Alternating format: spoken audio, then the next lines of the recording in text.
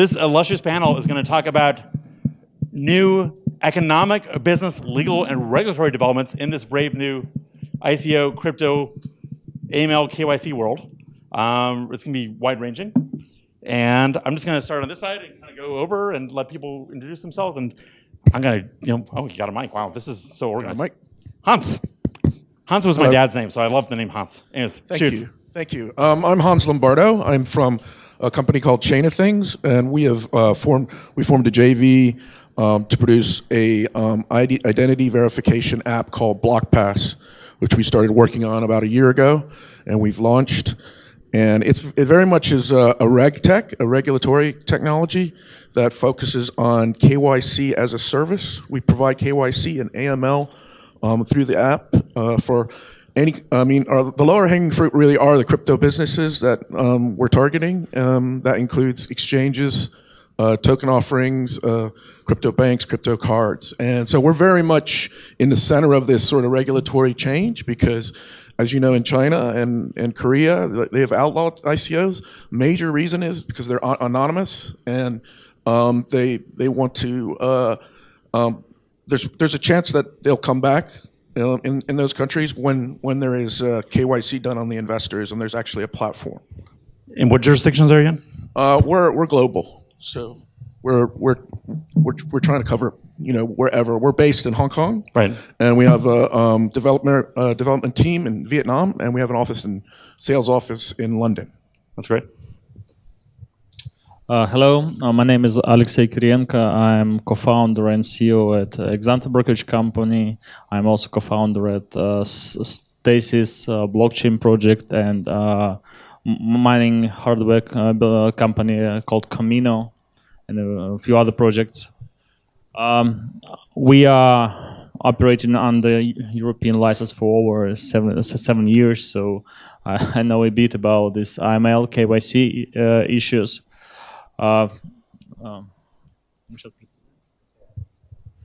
Okay, so please, Marat.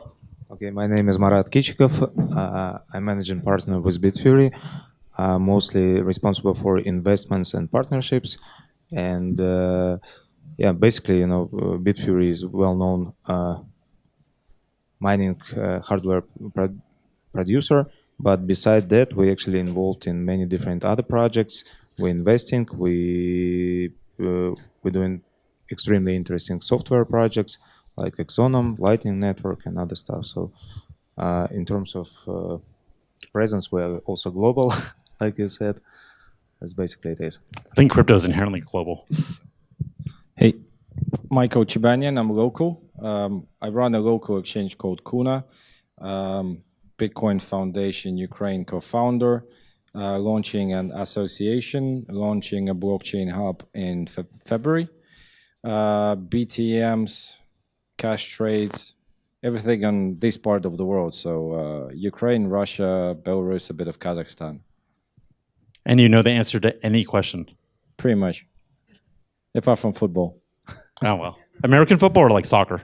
Especially American football. Yeah. Rugby, yeah. Doesn't matter. Cool. Hans, can you tell us about what brought you into this business and how you see it evolving and where you see it going? I started investing in crypto 4 years ago when an old boss of mine named Alan Meckler, who started the Internet World trade shows years ago, decades ago, got me into it. He started a trade show called Inside Bitcoins, which was quite popular for a while. And so I got into it because of that. I saw the brilliance behind the blockchain. And we started doing KYC and AML app. We wanted to do an app that gave identity control back to the user. Because right now, most of identities on the internet are centralized or federated, which is users don't really have control of or own those identities or the identity data. So we really wanted to, and that's what BlockPass is. We don't keep data on the users. The users control the data. So we'll come back to it in more detail, but can you glide over the biometric part and the GDPR? Okay. I don't know if you've heard about GDPR, but in the European Union, there's that's been passed that requires limits the amount of data that you can keep on users. And so BlockPass is very much compatible with that. We're positioned from the ground up to be compatible with that GDPR. What was the other question? Biometric? Biometric, yes. Version 1.0 doesn't have biometric in it yet, but version 2.0 will very much have facial recognition and fingerprint analysis, as well as we're partnering with a university in the UK called Edinburgh Napier University. We've just signed an MOU to develop a zero-knowledge proof technology for BlockPass. Great. And Alexei? So I think you mentioned you're involved in several international funds and different jurisdictions. Yeah. We also founded the very first cryptocurrency fund. It was 6 years ago. It was Bitcoin fund. But I want to say that I'm sure that AML KYC is subject in coming years will be will be changed significantly because, as you said, it's impossible to judge Bitcoin because there's no one to judge. Yeah, so will be the same with decentralized exchanges. So I believe even definition of jurisdiction, even concept of jurisdiction and limited liability company will transform or maybe abandoned because. In many cases, now you need to establish a company because you need a bank account. But to open to operate in cryptocurrency, you don't need a company. So you made it's an interesting idea, but you made a very absolutist statement, which is you think companies are going to disappear? You're going to think they're going to fade at the edges, evolve, or can you expand that a little bit? It won't happen definitely next year. Maybe I'm talking about 10 or 20 years, but it's obviously that artificial intelligence, blockchain, they will interfere. So in 5 years, you won't understand who sent you money. Was it a human being or some artificial intelligence? I mean, as long as I get the money. But it will be cryptocurrency, yeah. Right. You can establish. Roman was talking about some corporate blockchains, some blockchains with AML, but it's obviously it's mathematical statement that you will always have a choice. You can choose this kind of compliance blockchain where you can cancel your transaction in some case, but at the same time you will be able to use kind of Bitcoin blockchain or even Monero blockchain, absolutely untransparent, and it's good. I believe each of us should have a choice where to go, which door open.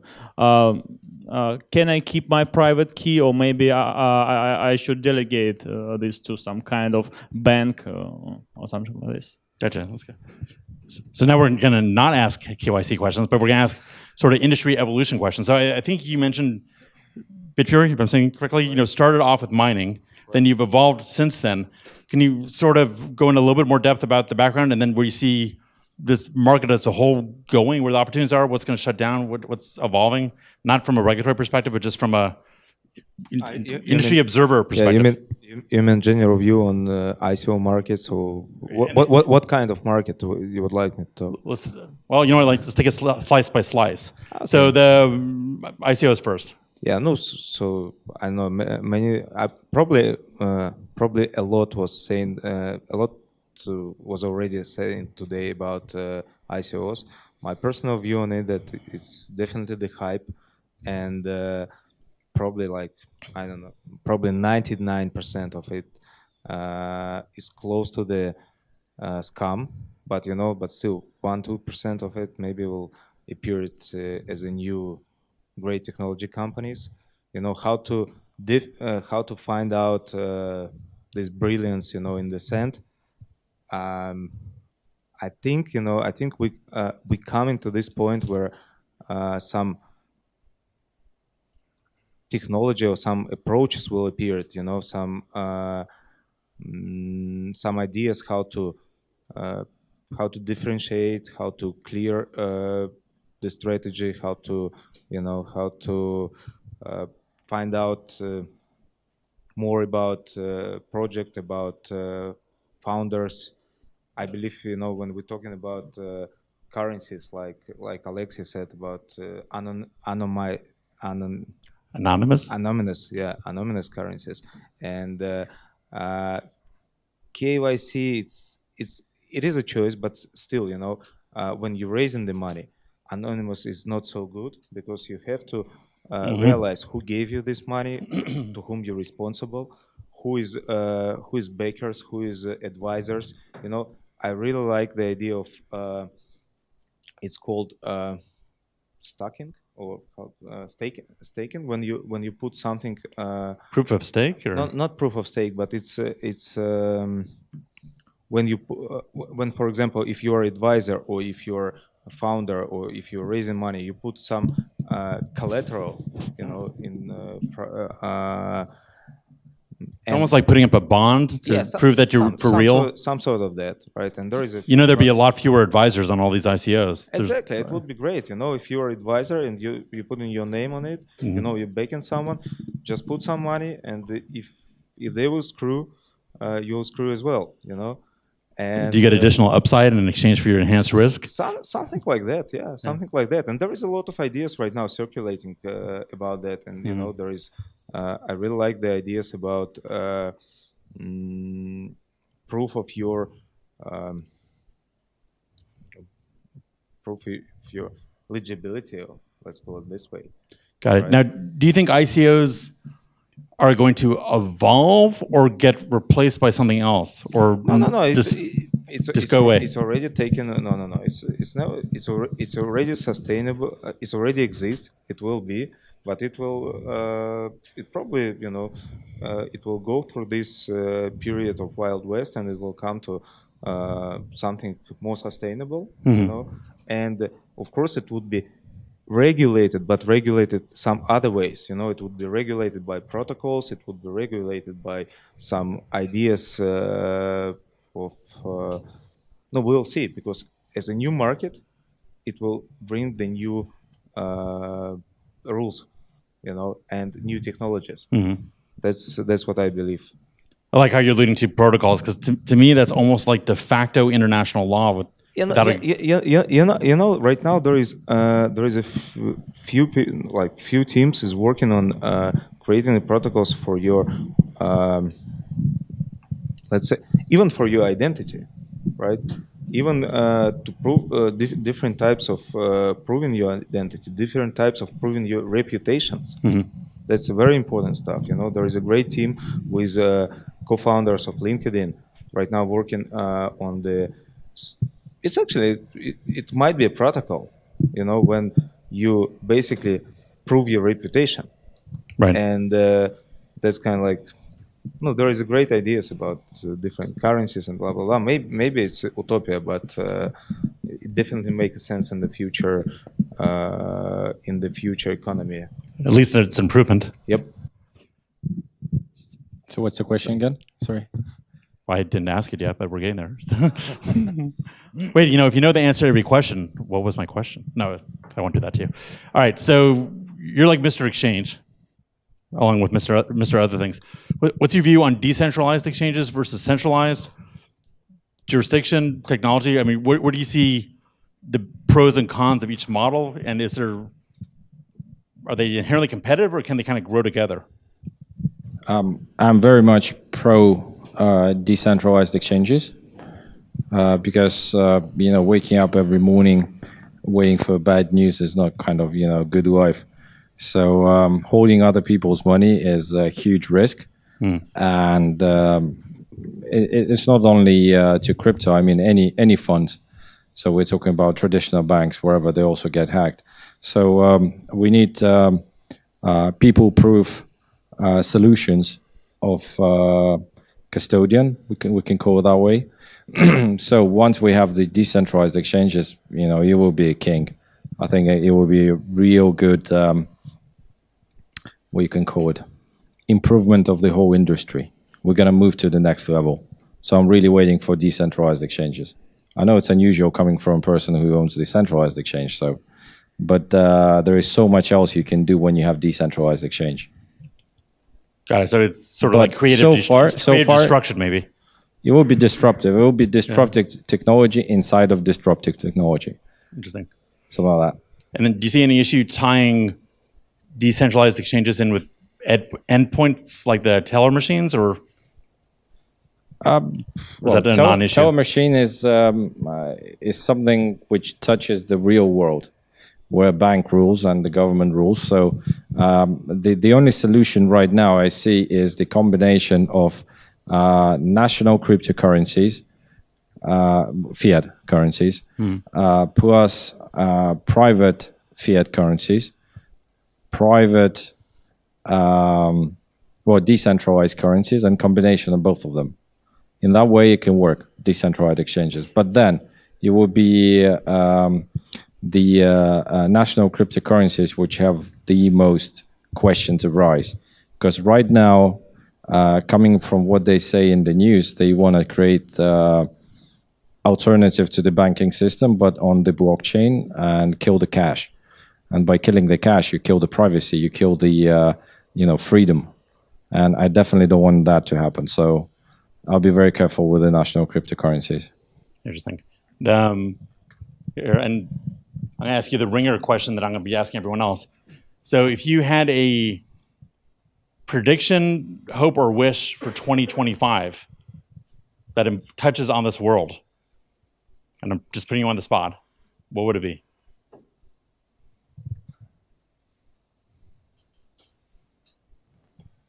I know you didn't see this coming, but it just came to me. Bitcoin with lightning fast transactions and really cheap ones. Good answer. And more decentralized. And more decentralized. Yeah, we need to decentralize Chinese people. Well, the people? yeah. Well, the machines, behind machines are always people, so yeah. And do you think that Bitcoin will still be the top of the hill at that point? Or some fork of Bitcoin? Called Bitcoin? I do believe in Bitcoin, the classic Bitcoin, the Satoshi Nakamoto Bitcoin, not the Chinese version of it. Interesting. Okay, cool. Vision 2020, Hans's Vision 2025. Which is only 7 years away. I know, it sounds futuristic. I mean, decentralization is a worthy dream. A fully decentralized world is a dream, but it's just a dream. We'll become more decentralized, but there are vested interests in the world, and one of them, you're talking about Chinese. What's the name of the Chinese government? What do they call it? The central authorities. Mm-hmm. Decentralization is an anathema to them. So there are vested interests in this world who will still be there in the next order. There'll be remnants of that, and that's not coming anytime soon. I think we will have more regulation of crypto before we have less. So we won't go completely decentralized. We'll still have to work with the entities, the legal entities in the world that exist that are extremely powerful, and we cannot overcome them. So we have to work with them to reach middle ground. I'm going to cause a philosophical death match here. So Alexi's point about the fading of the concept of a company, and I'm paraphrasing. Okay. So the crypto anarchist dream is sort of that fits into it. But so is the borderless world, and that's not happening anytime soon. I don't believe it. But we can work towards, we'll still need to work with limited liability companies, because the established legal interests, legal entities, that's what they accept. I mean, we've tried to do banking without banks. I mean, with crypto only, it's very hard. It's very difficult to operate a company or operate an organization. Was that because it's new, or is that because it's inherently hard? It's hard. It's actually gotten worse. Less banks, for example, in Hong Kong, no banks are banking with cryptos. It's a problem in Singapore too. They've started shutting down bank accounts. So it's still got a long way to go. Got it, Alexei. So vision, hopes, dreams for 2025, and feel free to push back also. First, about borderless world. We already have our small borderless world in European Union. They achieved it, huh? I really hope not. 2025, I'm sure sooner or later we'll have full separation of money and state. This is the main purpose of cryptocurrencies. And we will have decentralized exchanges, maybe not this year, maybe not next year, but it will happen. And when we will achieve the separation of money and state, there will be really big changes in concept of taxes. Access. Taxes. Taxes, okay. Taxes, because now as a government you can freeze account, you can stop transaction, you can block your citizen from you using your services. But when you separate country and state, it's impossible. So tax system will change. Probably we will be taxed by our presence in some location. Our property will be taxed, but not our transactions, I believe. So let me ask you, if governments are losing their monopoly on currency and monetary transactions, the normal thing to say is we're heading towards a decentralized world, but is it possible we're heading towards sort of a archipelago or oligarchic world where it's not governments, it's not decentralized, but it's either companies, DAOs, individuals, or forces that aren't somewhere in between? I think it's really impossible to predict how the world will look like after we achieved it, like in 10 or 15 or 20 years. But it will be totally different. I can say maybe it won't be that good really, because we can face some social instability. It's really possible. It may be not this great pink world where everybody is happy, but we will go there anyway. Let me ask you a follow-up. So you mentioned before, where do you see the role of artificial intelligence playing into this process? Definitely. Yeah, artificial intelligence will be with us as well as cryptocurrency. It's forever. We will live and die with this, and it will develop really faster than we expect. We can see it now. But it will be friendly, right? Yeah, I think so. I hope. Yeah. Okay. Sure. 2025 vision. So 2025, I hope people will finally get to the Mars. Scientists, find the way how to fight exactly, how to find the medicine to fight cancer and so on and so on. In terms of the cryptocurrency, I believe we'll find enormous amount of transactions, not only between human, as you said, but also within IoT sector. I mean, it's going to be huge, and the technologies like Lightning, like Luminum, like Prisma, another, what right now is under development, will be crucial in this space. And my prediction is that, and also from the mining perspective, by 2005 it would be sustainable. 2005 or 2025, right? So it will be sustainable business. Quite unfortunately quite a flat one. Do you mean financially or environmentally, or what do you mean when you say sustainable? No, I mean it will. Right now it's up and down. Right now there is a huge margins, and eventually it will be kind of like commoditized business. In order to process the transactions, because amount of the transactions will be huge. And to Mike's point, does that involve sort of a global reallocation of mining power, at least for Bitcoin? Yeah, we'll see. It will be totally distributed. It will be fully distributed. It maybe eventually will. Each of our device will mine for their own transaction. And basically it's like a Skype working right now, right? You basically you transact amount of calls, what give you opportunity to connect for free, right? So mining will be eventually working like that. So basically for your own purposes, just a regular household on the planet, probably they need, a few transactions per day, right? That's enough. And your device, your computer, your refrigerator, your TV will mine exact amount as you need, and so basically your transactions will be free. And for the businesses, they would need to buy some additional amount of transactions from the professional miners, like we are, like other guys. That's my prediction. You'll be in good position. Yep. All right, so it's winter 2019 BIP.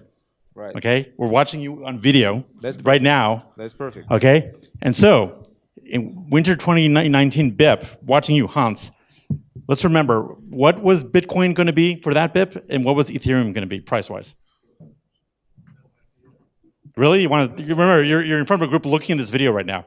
In the future. Sorry, rhymes with Bitcoin and rhymes with Ethereum. No? Yes? No? I have faith in those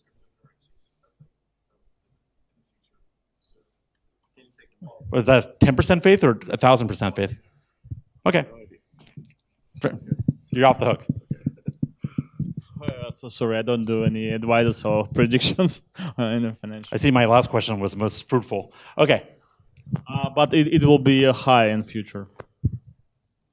Okay. Actually, you know what? That is actually a rich comment. So everyone's talking Bitcoin crash. Everyone's talking about it's going to the moon, hodl versus, run. So is it a bubble that you can wrap yourself inside and stay warm, or is it a bubble that's going to burst? In 100 years, it's just that simple that you have limited amount of Bitcoins and unlimited amount of US dollars. Next year, I don't know.